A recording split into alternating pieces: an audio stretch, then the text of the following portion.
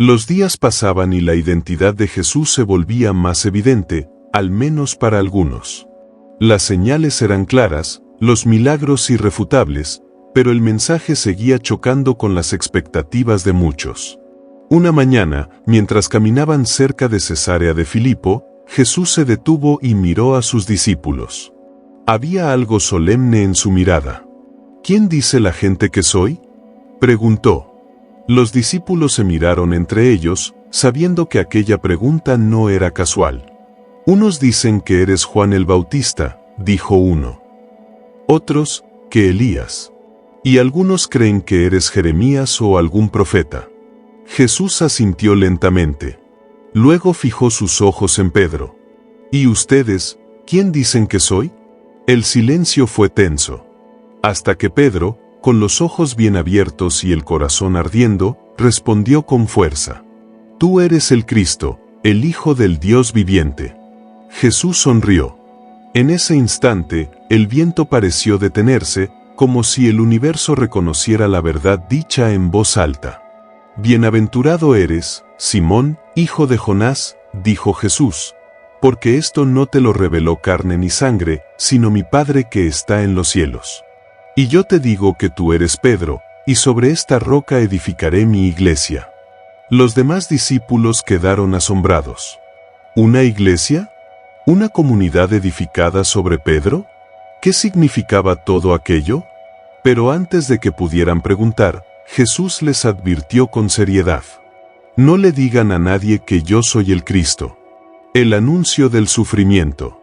Poco después, Jesús comenzó a hablarles abiertamente sobre lo que venía. Debo ir a Jerusalén. Allí sufriré mucho a manos de los ancianos, los jefes de los sacerdotes y los escribas. Seré entregado, moriré, y al tercer día resucitaré. Pedro lo tomó aparte, turbado por lo que había oído. No, Señor, eso nunca te sucederá. Pero Jesús lo miró con una severidad que Pedro no había visto antes. Apártate de mí, Satanás. Me eres piedra de tropiezo, porque no piensas en las cosas de Dios, sino en las de los hombres. El grupo se quedó en silencio. Por primera vez, la sombra de la cruz cayó sobre ellos. Jesús sabía que el momento se acercaba. El viaje a Jerusalén era inevitable, y con él, el enfrentamiento final. Pero también sabía que, para los que quisieran seguirlo, el camino no sería fácil. Si alguno quiere venir en pos de mí, dijo, niéguese a sí mismo, tome su cruz y sígame. Estas palabras, aunque duras, serían la clave para entender el reino que él estaba anunciando. La gloria no llegaría por la espada, sino por el sacrificio. Los días se volvían más intensos. Jesús hablaba con mayor claridad, ya no en parábolas suaves, sino con palabras que sacudían el alma. Y entonces ocurrió algo que marcaría un antes y un después para 3 de sus discípulos. La transfiguración. Una mañana, Jesús tomó a Pedro, Santiago y Juan, y los condujo a solas a la cima de un monte alto. El aire era puro, el cielo despejado, pero había una tensión extraña en el ambiente. De repente, delante de sus ojos, Jesús cambió. Su rostro resplandecía como el sol. Su ropa se volvió blanca como la luz. Y una gloria celestial lo envolvió. Los discípulos cayeron de rodillas. Jesús estaba completamente transformado. Y entonces, 2 figuras más aparecieron junto a él. Moisés y Elías, los grandes pilares de la ley y los profetas. Estaban conversando con Jesús, como si fueran viejos conocidos. Pedro, sin saber lo que decía, exclamó: Señor, qué bueno es que estemos aquí. Si quieres, haré 3 tiendas, una para ti, otra para Moisés y otra para Elías. Mientras aún hablaba, una nube luminosa los cubrió, y desde ella se oyó una voz poderosa. Este es mi Hijo amado, en quien me complazco. Escúchenlo. Los 3 discípulos cayeron rostro en tierra, aterrados. Pero Jesús se acercó, los tocó suavemente y dijo: Levántense. No tengan miedo. Al alzar la vista, ya no vieron a nadie más, solo a Jesús. Descendieron del monte en silencio, cargando un secreto que les quemaba el corazón. Jesús les ordenó: no cuenten lo que han visto hasta que el Hijo del Hombre resucite de entre los muertos. Ellos obedecieron, aunque no comprendían del todo lo que resucitar significaba. Una generación incrédula. Al regresar al valle, encontraron a una multitud alterada. Un padre desesperado rogaba por su hijo poseído por un espíritu maligno. Los discípulos no habían podido expulsarlo.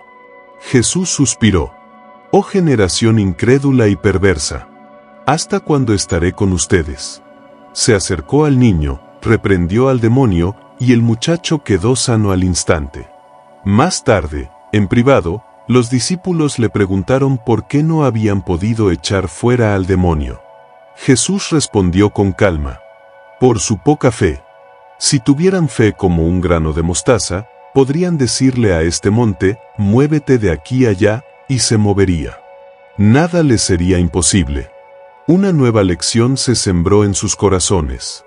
No bastaba con estar cerca de Jesús, había que creerle con todo el ser. Y pronto, esa fe sería puesta a prueba como nunca antes. Mientras se acercaban a Jerusalén, el aire se volvía más denso, como si el tiempo mismo supiera lo que se avecinaba. Jesús caminaba en silencio, y los discípulos lo seguían, nerviosos, incapaces de entender del todo lo que sus palabras significaban. Una nueva profecía. Jesús se volvió hacia ellos y dijo, por segunda vez: el Hijo del Hombre será entregado en manos de hombres. Lo matarán, pero al tercer día resucitará. Los discípulos no sabían cómo responder. Algunos bajaron la mirada, otros intercambiaron miradas preocupadas. ¿Cómo podía aquel que multiplicaba el pan, calmaba tormentas y sanaba enfermos, hablar de muerte?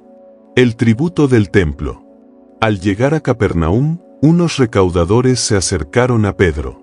¿Tu maestro no paga el impuesto del templo? Pedro, sin pensar demasiado, respondió: sí, sí lo paga. Pero cuando entró en la casa, Jesús le habló antes de que pudiera explicar. ¿Qué te parece, Simón? ¿De quiénes cobran tributo los reyes de la tierra? ¿De sus hijos o de los extraños? Pedro dudó un momento. De los extraños, dijo. Entonces, los hijos están exentos, concluyó Jesús con una leve sonrisa. Pero para no ofenderlos, ve al mar, lanza un anzuelo, y toma el primer pez que saques. En su boca hallarás una moneda. Tómala y dásela por ti y por mí. Pedro obedeció, y así ocurrió tal como Jesús había dicho. Una vez más, lo cotidiano se convertía en milagro. El reino es de los pequeños. Al caer la tarde, los discípulos discutían entre sí. El tono subía poco a poco. Jesús, que ya sabía lo que hablaban, los detuvo. ¿Qué estaban discutiendo por el camino? Se hizo el silencio. Nadie se atrevía a decirlo. Estaban debatiendo quién sería el más grande en el reino de los cielos.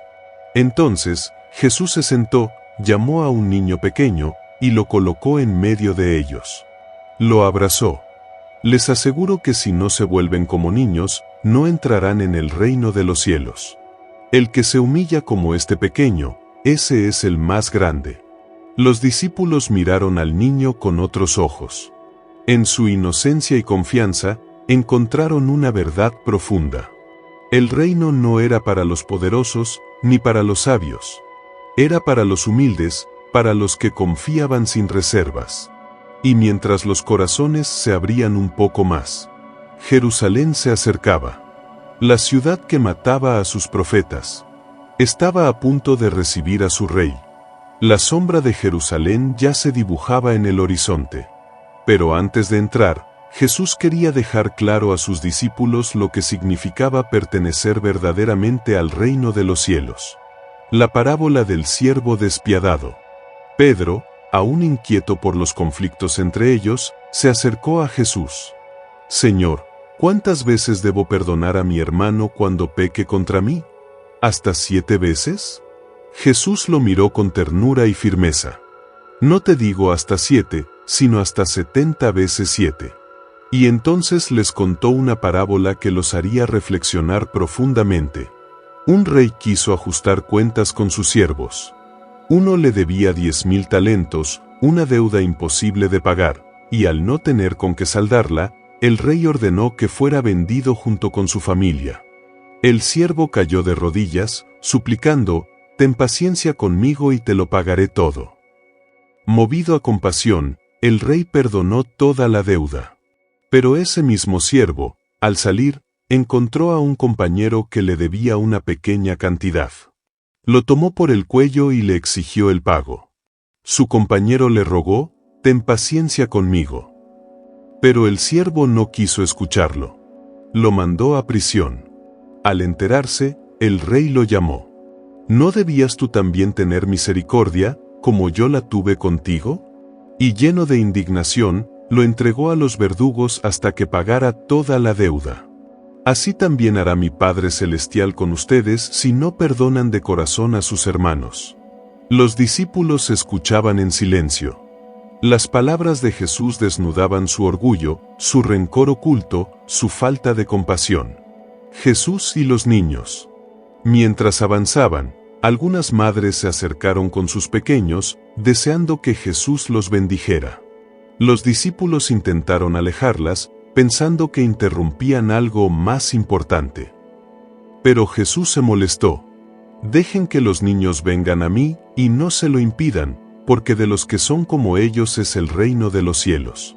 Los tomó en brazos, los bendijo uno por uno, y miró a sus discípulos como diciendo: «Aquí está la clave, no en la fuerza, sino en la pureza del corazón». El joven rico. Entonces, un joven de noble porte se acercó y preguntó con seriedad: «Maestro, ¿qué bien debo hacer para tener vida eterna?». Jesús le habló de los mandamientos. El joven asintió: «Los había guardado todos desde niño». «¿Qué más me falta?», preguntó. Jesús lo miró con amor y le dijo: «Si quieres ser perfecto, vende todo lo que tienes, dalo a los pobres, y sígueme». El joven bajó la mirada, triste. Tenía muchas riquezas. Jesús entonces se volvió hacia sus discípulos. «¿Cuán difícil es que un rico entre en el reino de los cielos? Más fácil es que un camello pase por el ojo de una aguja». Ellos se asombraron. «¿Entonces quién podrá salvarse?». Jesús respondió con calma: «Para los hombres es imposible, pero para Dios, todo es posible». Los discípulos entendieron: el reino no se gana, se recibe con humildad. Y con cada paso, se acercaba el momento decisivo.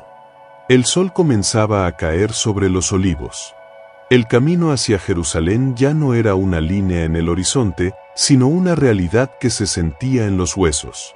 Los discípulos caminaban en silencio, cada uno lidiando con las palabras de Jesús, las señales, las advertencias y el misterio del reino. El rey humilde entra en su ciudad. Al llegar al monte de los olivos, Jesús se volvió a dos de sus discípulos. «Vayan al pueblo que está delante. Allí encontrarán una asna atada y un burrito con ella. Desátenlos y tráiganmelos. Si alguien les pregunta, díganle que el Señor los necesita». Los discípulos obedecieron, y así se cumplió lo que el profeta había anunciado. «He aquí tu rey viene a ti, manso y sentado sobre un asno». Jesús montó el burrito y comenzó el descenso hacia la ciudad. Multitudes salieron a su encuentro. Algunos extendían sus mantos en el camino, otros cortaban ramas de palma y las agitaban en el aire, gritando con alegría: «Hosanna al Hijo de David. Bendito el que viene en el nombre del Señor. Hosanna en las alturas». Los fariseos lo observaban con desdén. Algunos se acercaron y le dijeron: «Maestro, reprende a tus discípulos». Pero Jesús respondió con una calma poderosa: «Les aseguro que si ellos callan, las piedras gritarán». El templo profanado. Ya dentro de Jerusalén, Jesús entró en el templo, y lo que vio le enfureció. Vendedores, cambistas, ruido, dinero. El lugar sagrado había sido convertido en un mercado. Sin vacilar, volcó las mesas de los cambistas, derribó las sillas de los vendedores de palomas y gritó: Mi casa será llamada casa de oración, pero ustedes la han convertido en una cueva de ladrones. El templo quedó en silencio. Los niños se acercaron, aún cantando: Hosanna al Hijo de David. Y cuando los sacerdotes se indignaron, Jesús les dijo: ¿No han leído que de la boca de los niños y de los que maman perfeccionaste la alabanza? El rey había llegado, no como conquistador, sino como purificador. Y aunque el pueblo lo aclamaba, las autoridades ya conspiraban en las sombras. La higuera estéril. Al día siguiente, al salir de Betania, Jesús tuvo hambre. Vio una higuera frondosa, pero al acercarse, no encontró fruto alguno. Entonces le dijo: Nunca más nazca fruto de ti. Al instante, la higuera se secó. Los discípulos se asombraron. ¿Cómo es que se secó tan pronto? Jesús respondió: Si tienen fe y no dudan, no solo harán lo de la higuera, podrán decirle a este monte: Quítate y échate al mar, y así será. Una vez más, les recordó que la fe verdadera no se trataba de palabras, sino de frutos. La semana más decisiva de la historia había comenzado. El Mesías había entrado en la ciudad santa. Pero el camino hacia el trono pasaba por la cruz.